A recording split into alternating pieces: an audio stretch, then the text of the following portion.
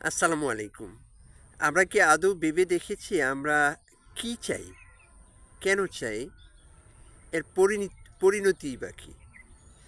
আমার কাছে মনে হয় আমরা অধিকাংশ মানুষ যারা কখনো আবেগের বশবর্তী হয়ে, কখনো স আ ঠান্ডা মাথায় চিন্তা না করে, নিজের বিবেককে না খাটিয়ে কোনো একটা কাজের সিদ্ধান্ত নিয়ে থাকি।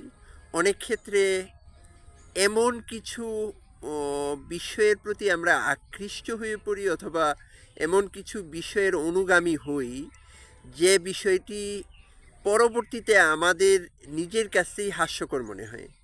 যেমন একসময় কেউ একজন হয়তো ছোটোবেলায় সাপোজ কোনো একটা সময়ে কারো ইচ্ছে ছিল আইসক্রিমওয়ালা হবে, কারো ইচ্ছে ছিল বাদামওয়ালা হবে, কারো ইচ্ছে ছিল আহ, বাস চালাবে, ট্রাক চালাবে।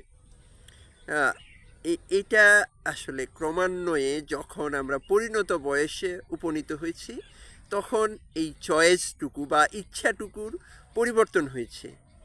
আহ, এই সেই যে ছোটোবেলার বা ছেলেবেলার ইচ্ছাগুলো বা আহ, আমাদের চাওয়াটুকু, সেই চাওয়াটুকু কিন্তু এক সময় আমাদের নিজেদের কাছেই হাস্যকর মনে হয়। তেমনি আমরা অনেক সময় সেটা ব্যক্তিগত চাওয়া পাওয়ার বিষয়ই হোক, সেটা সম্পদ, সম্মান অথবা প্রতিপত্তি, পরিচিতি অথবা ক্ষমতার কলকাঠি, সেসবের পেছনে অনেক সময় অন্ধের মতো ছুটে বেড়াই এবং কোনোরূপ পরিণাম না ভেবেই ছুটে বেড়াই। প্রকৃতপক্ষে আমরা যদি একটু ঠান্ডা মাথায় চিন্তা করি, আমরা কিন্তু প্রত্যেকেই আমাদের নিজেদের কল্যাণ চাই, আমাদের ভবিষ্যৎ প্রজন্মের কল্যাণ চাই, আমাদের দেশের কল্যাণ চাই এবং আমাদের দেশকে প্রকৃতপক্ষে ভালোবাসি। কিন্তু একটা বাধা আমাদের সামনে এসে দাঁড়ায়। সেই বাধাটা অ্যাকচুয়ালি গোলকধাঁধা। আমরা অন্ধের মতো আমাদের আমাদেরকে অনেক সময় সম্পদের মোহ পেয়ে বসে। যখন সম্পদের মোহ পেয়ে বসে, ক্ষমতার লিপ্সা আমাদের পেয়ে বসে, তখন আমরা অন্ধ হয়ে যাই।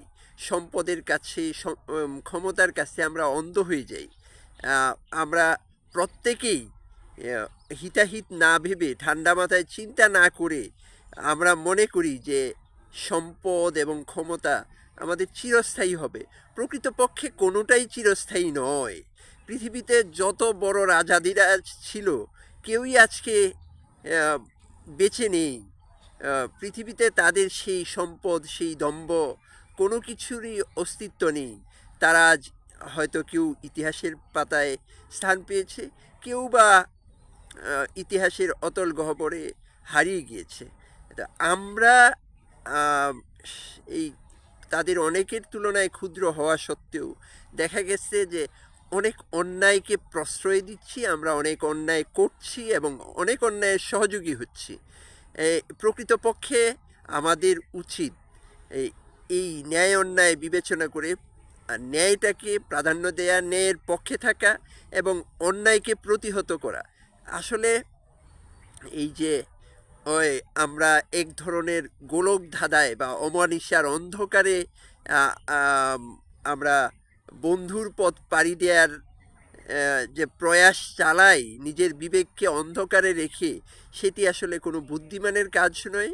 মোটেও সেটি আমাদের জীবনের জন্য কল্যাণকর নয়, মানবতার জন্য কল্যাণকর নয়, সেটি আমাদের জন্য ধ্বংসাত্মক। এই বোধটুকু আমাদের অন্তত জাগ্রত হওয়া উচিত। আসসালামু আলাইকুম।